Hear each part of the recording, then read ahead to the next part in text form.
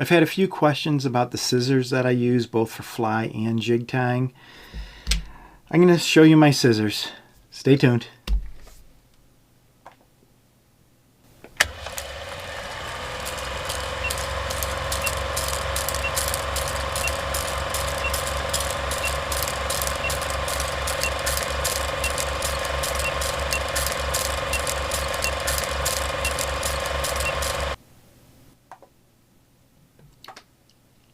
So good morning. Let me remove my voice because we're not going to use this today. I've had a few questions, a couple recently, and you know I get this question periodically, every once in a while, about the types of scissors that I use, both for fly tying and jig tying. The majority of my videos are for bucktails, tying bucktails, and that's what we're cutting primarily, though there's the occasional hackle feather and calf tail and whatnot.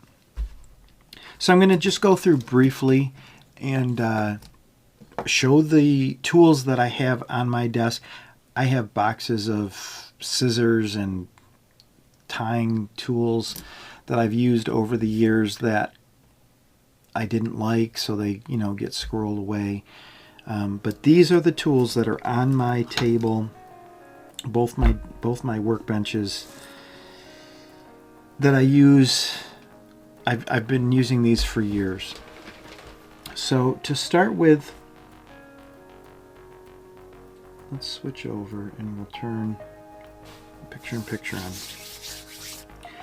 To start with, my very first scissors, and I've used this isn't my very first pair, but this style of scissor, I probably have a half dozen of the handles. They have replaceable blades, and this is just a typical barbershop scissors. These are made in Detroit, or Detroit scissors, Supercut 33s. I am absolutely certain that my father began using these because he asked his barber what are the best scissors for cutting hair. The good thing about the Supercuts, it's nice that they had the replaceable blades. It wasn't really the blades themselves that would get worn out. The thing that you would want is the replacement for this plastic washer and screw, along with the smaller screws that hold the blades in place. I used these up until, I don't know, my early 30s, late 20s, early 30s, and then I started looking for other scissors. There's so many advantages of using regular barber cutting scissors, especially when we're tying with bucktail and cutting hair. The first being that the serrated edges on each blade, the length and the pointiness. So often I'm reaching over to the side and I'm counting out either hair or flash, for an example. Of course, you're using those tips to kind of get in there, just kind of using the scissor as a tool to separate the hair fibers, something like that. It also has the adjustable stop on the handle, and they're just comfortable. Since they're barber shears, they do make the handles a little bit bigger to fit a male hand. I do have some of the other scissors we're going to look at that are also hair cutting scissors, but the thumb and finger handle are a little bit skinnier, and I think they're made for women, to be honest. But the Supercut 33, it's a great scissor. Used this from when I first learned how to tie jigs up until like I'm saying, at sometime around my early 30s. At that time, I started looking for another scissor. The problem with the supercuts that I was having is I could feel this set is brand new, so it doesn't have the blades themselves. The holes would become worn out, the screw holes, so the blades would shift a little bit. Here's another old one. This one might be the bad pair. Okay, here's. So if I close the scissors, they look fine. But if I squeeze them, you can see how they flex and they pushed in. What that is, the blades themselves are thick enough and stiff so they don't flex. It's the screws, the holes where they screw into, where it has a little bit of play. So what was happening is these scissors worked great if I was cutting a thin pinch, something small, fairly sparse. But if I was cutting, doing larger jigs and I was cutting a larger pinch, as I cut this pinch, I would feel the blades shift. So that's what kind of prompted me to find a new scissors, something that was all one piece.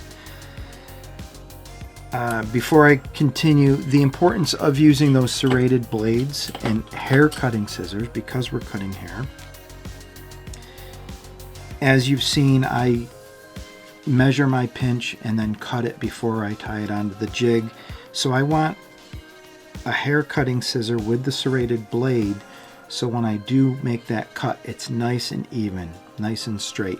I have other barber type scissors here that work very well, but if I was cutting a thicker pinch, doing a larger jig, something 5/8 or larger, trying to trim that hair, it would cut it at a diagonal because it would compress it and then slice through it. So that's what we're trying to avoid as we cut our hair for jigs. So that prompted me, and I mentioned these just recently. These are the Simon, and I can't remember, it's the 03751, and it's a hair cutting scissor. The finger holes are adequate. This is slightly snug. Since using these scissors, because this hole is a little bit snug, and on one of these I actually took a file and tried to make it a little bit bigger. I have a callus on the top of my finger hair here, and it's from using these scissors. It's kind of funny. But these scissors are fantastic. The company is owned by Klein, I believe. I know they make Klein tools. So if it's not owned by Klein, they contract with Klein and make tools for Klein. So they're super well made, all one piece blade. I do get a custom grind on these. The 3751 barber scissors only come with a serrated edge on one of the blades. I have them put a serrated edge on both of them, so they match the other barber scissors and they cut beautifully. My only wish is if this taper was even a sharper point. It's slightly rounded off, probably so you don't stab somebody, but I would love it. I'll show you another pair that I have that come to a little bit sharper point. I just find it useful picking through the hair, counting out Flashaboo and using it as a tool. But these scissors are great. I really like them. They're fantastic. And that is the Simon 03751. Excellent shear. These are all on my jig table. We're just going over the scissors on my jig table right now. I have a pair of Rapala. These are serrated blades. These are actually scissors for cutting braided line, but I keep them on this table, kind of a utility shear. I'll cut fine wire, the lead wire that we've tied with. I'll cut hackles that are a little bit thicker. I'll use these to cut that.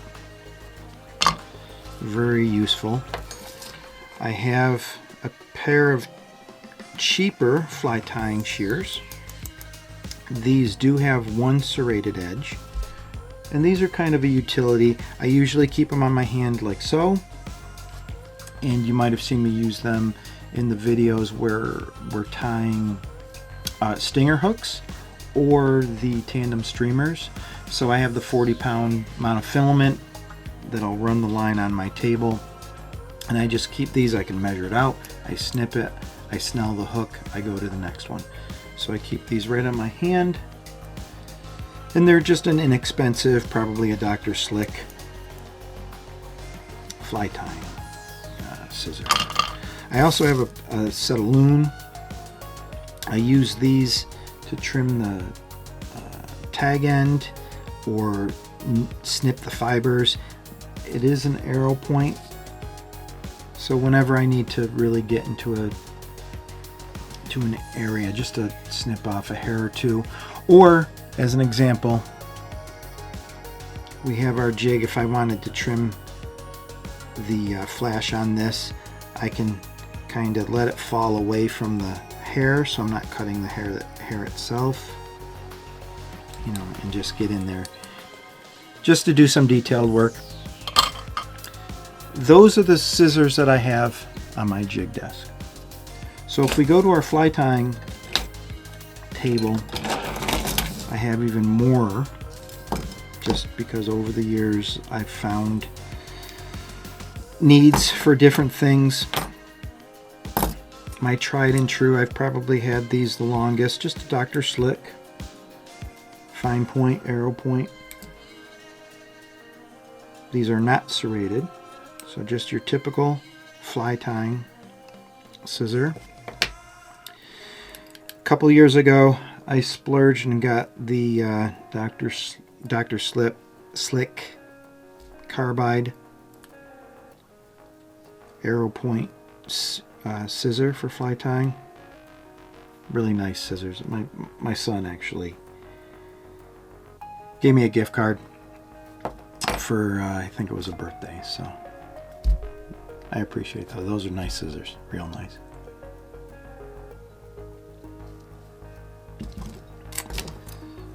Also here, more than likely these are Dr. Slick as well.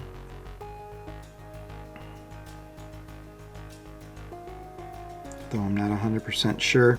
More of a utility, larger fly tying scissor with serrated edge on one blade. These again are for cutting wire, French tinsel, which is metal, cutting the lead wire that we put on some flies to weight them. Would use these in place of cutting something that I don't want to ruin, you know, my nice fancy fly tying scissors. So for the longest time, and probably why I really wanted to find an alternative to the barber shears with the replaceable blades, is I've had this old pair of barber scissors for the longest time, since I can remember. They're made in the USA, though I don't know what brand this is. Finger holes are a little small. I used these scissors when I was a teenager. They're not serrated on either blade, and they cut hair well, but again, when you're grabbing a big pinch of bucktail and you're trying to cut that, it doesn't cut it square. Or if I have the pinch of bucktail in my hand and I try to trim it, it doesn't cut it square. And on these, I'm not sure if we can see, but there is a gap. You know, these are well worn. Most of the cutting is done on the tip here, and like I said, if I'm just grabbing 2 or 3 strands, no problem. But I keep these scissors on my desk. I do grab them from time to time and enjoy using them. The next pair, this is a very, very old pair. It's German made. It's called Pearl Duck, Dual Duck, made in Solingen, Germany. Forged carbon steel. Again, this is an old pair of barber scissors without a serrated edge. This, I really like the tapered tip on these because I do use these to cut bucktail, but only when I'm tying streamers and I'm grabbing a sparse pinch. I can use the tip not only to pick up the strands that I want, you know, just a small sparse pinch, but then even though these don't have the serrated edge, I really like the way these cut. Along with this first pair, these were probably the first 2 pair of scissors that I had. They were the scissors that my grandfather and my father weren't using. They were the old scissors in their box. That's probably how I got these. I also like the way these feel. The finger holes for these, super smooth, and they fit well. Like it's just like a pair of shoes that fit right. Really like these shears. If I could get these with a serrated edge, boy, that would be a nice pair. And then last but not least, and this was the first Simon scissors that I got that were almost good enough, and I did relegate them to the fly tying bench because they're good, but I didn't like the way they felt compared to the 3751. So they're both very similar. I guess I could have brought a scale. They look identical, though the silver ones that I use every day feel slightly lighter. Maybe the balance is a little different, I don't know. And on this pair, I did have a problem with the finger holes. They were tight, and this is much tighter than the silver pair, and you can see that I have taken a file and I had spent some time not only filing the mold line, the casting line, to smooth that out, but to also just make the holes slightly bigger so there's a little bit nicer feel to it. This pair also only has a serrated edge on one side, and I think using these for a few months is what prompted me to contact the company again, where we talked about them actually being able to put a serrated blade on both sides, which I thought was fantastic. And this is the Simon 07876. It's not a bad shear. It's a very, they feel great. The blades on them are fantastic. They're a single, blade and handle, and they're just they have a good tension.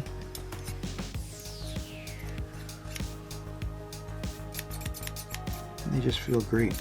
They're good. So I like using these I keep them on my fly tying table. The 1 or 2 times I do need to maybe snip a larger pinch of bucktail. but that's what I use. And I think that's about it. There might be an occasional, you know, I got desktop scissors, and I might grab an old pair of scissors somewhere, but I do have a fly tying, another Dr. Slick with same arrow tip, but it has a slight curve. I think I have that in my travel bag. I don't really keep it on my desk and use it all that often.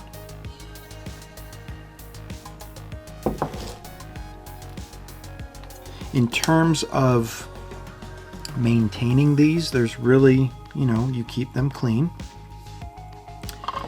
And occasionally I keep 3-in-1, just an old can of 301 on the table. I'll go through, I'll take a rag and make sure there's all the hair and there's nothing kind of stuck on there. Add a drop on each side of the blade, you just work it back and forth, and then just take the rag and kind of clean off the surface grease, the oil, the surface oil, and that's all there is to it. There's not a lot of maintenance needed for these. I adjusted the screw once, tightening the screw just a hair to get the amount of tension that was comfortable to my hand. But other than that, there's been absolutely no change with these, and I use these every day. The only thing that's worn out on these is this little stop. There is like a white rubber, kind of looks like an eraser, that normally sticks out of this. So when you close it, they don't clang together. And it looks like these are replaceable. I should be able to just unscrew this and add a new one. And when I contacted the company, and I'm gonna have to Google this and actually get their name. I know it's not Klein. They don't go by the name Klein. It was in the information on their website that talks about them making tools for Klein. So, like I said, don't know if they're owned by Klein or if it's a separate company. I will try to do a little bit of research. I'll put that in the comments down below. But I could send these back and they'll replace that, or more than likely replace the shears for me. I don't want to give these up. Lee pots, as an example, I'll just tell you a quick story. Had the Lee pot from my father's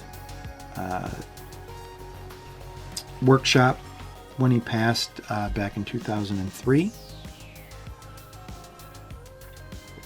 Lee, of course, if you send them an old pot, they say they can refurbish it and send it back. I was expecting to get my pot back. I just assumed it was, you know, I take responsibility for not questioning how they go about doing it. But I sent Dad's pot back to Lee, and they basically sent me a new one. And it was like, no, I wanted to keep my old one. I just wanted to make sure that, you know, I wanted a new cord put on it. So if I felt like using it, I could, you know. So then what it comes down to is I'd rather not send my shears off just to get that piece replaced and then have the business, the company, send me back a brand new shear. I want to keep these. I really like these, even if it's worn out. So I'd rather just buy a new pair. Another good reason for me to do the googly goo and find out the proper name, which I'll put the information down. They're not paying me to do this. I just really love these shears. I think they're the best tool that I've seen in all my years of tying for cutting bucktails and tying jigs. So I think that will do it for my show and tell today. I hope this answers some of the questions and was interesting enough. I know we're not tying today, but if you have any more questions on the tools that I use, the scissors that I use and why, put those comments down below. So, and I guess that might do it for us today. I'm gonna put my vise back on the table, and I have those fluorescent glow walleye jigs. I got 1, 2, 3, 4, 5, 6 more dozen to tie. As always, if you enjoyed what we did here today, put some comments down below. Hit that like button and subscribe so you don't miss any new content. And as always, keep tying in tight lines.